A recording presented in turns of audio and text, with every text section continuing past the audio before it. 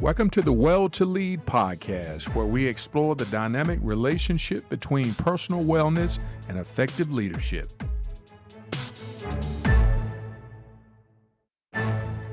Hey guys, this is your host, Bobby Davis. I want to thank you for joining our show this morning.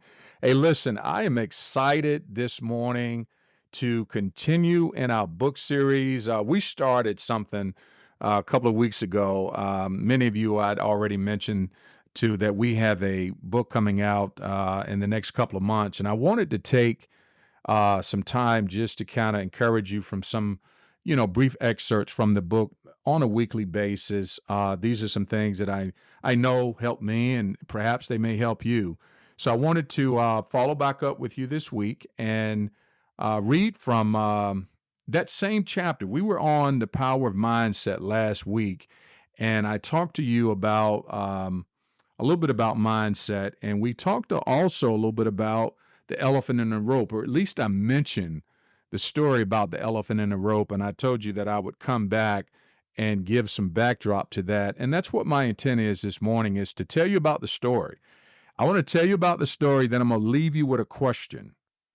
And I want you to ponder the question, because if you ponder this question, I believe is going to be very critical in helping you to develop a more healthier and vibrant mindset to reaching the goals that you are striving to reach in life. So, without further ado, let's get started here. So, let me tell you about this quote. I also got a quote here from Wayne Dyer that I like, and I want to start with that first. The quote says, you're not stuck where you are unless you decide to be." Again, that says, you're not stuck where you are unless you decide to be.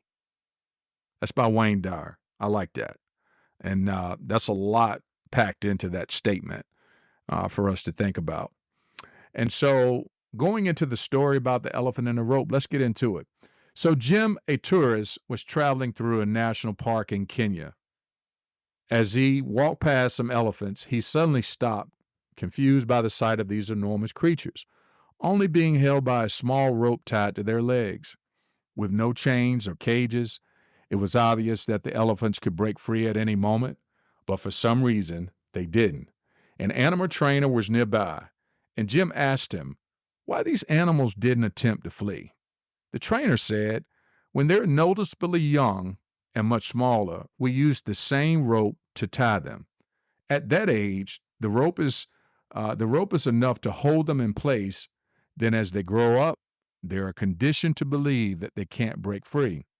Since they believe the rope can still hold them, they never tried to break free." Jim marveled at the fact that these animals could break free from their bonds at any time, but since they believed they couldn't, they were stuck. So here's the question. The question for you all that's listening this morning is, what is your rope? What's holding you back? What flawed belief system that you have today that's holding you back from accomplishing the goals and dreams that you have set out to achieve in life? Is it fear? Is it doubt? What's your rope? What's your rope? We all are contending with a rope. That thing that has conditioned us to believe in a way that's flawed, that's keeping us stuck, immobilized, holding us down, holding us back from making any noticeable progress in life. So as you ponder this story, as you ponder what we talked about last week, about the importance of mindset and dealing with flawed belief systems, ask yourself today, what's my rope? What's holding me back? What's got me immobilized from achieving the things that I know that I can achieve in life. Doesn't have to be weight loss. Uh, it doesn't have to be health related. It could be any worthwhile goal or dream that you have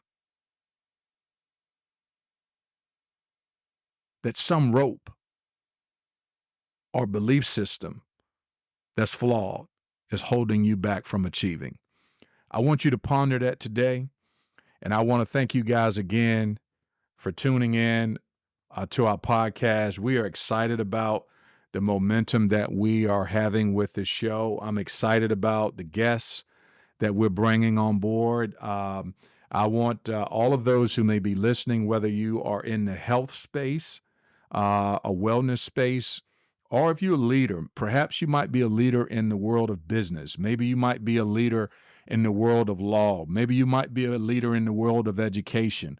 Whatever your leadership ability is or your leadership space is, I'm inviting you to reach out to have you on the show so we can talk about not only just wellness, but leadership and how wellness can impact leadership. So I'm inviting you to reach out. Would love to have you on the show. And again, we'll continue in this same vein of talking about some excerpts from the book, and I'll give you some additional information. We'll start sharing a little bit more each week, and you'll hear more guests coming on and talking about various things that's tied to wellness and leadership. And again, guys, I'm excited. I'm excited to see what God is doing here in this podcast and the folks that hopefully is going to be touched by this. And as I said before, what's your question? I mean, what's the rope? That's the question today for you, is to identify that rope. And we'll come back at another time and we'll talk about the various ropes of flawed belief systems that are keeping us, uh, held hostage, so to speak. And until next week, guys, thanks again for joining Well to Lead podcast. We look forward to speaking with you again very soon. Take care.